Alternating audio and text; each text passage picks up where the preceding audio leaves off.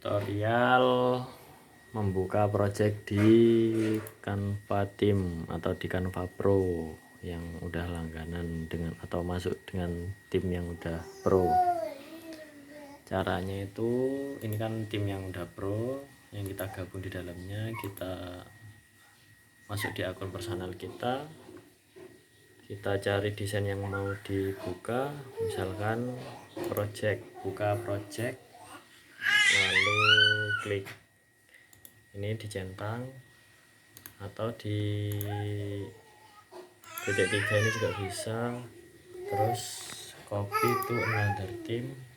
pilih timnya guys, copy. Sudah selesai, kita lihat di tim, lalu kita klik project,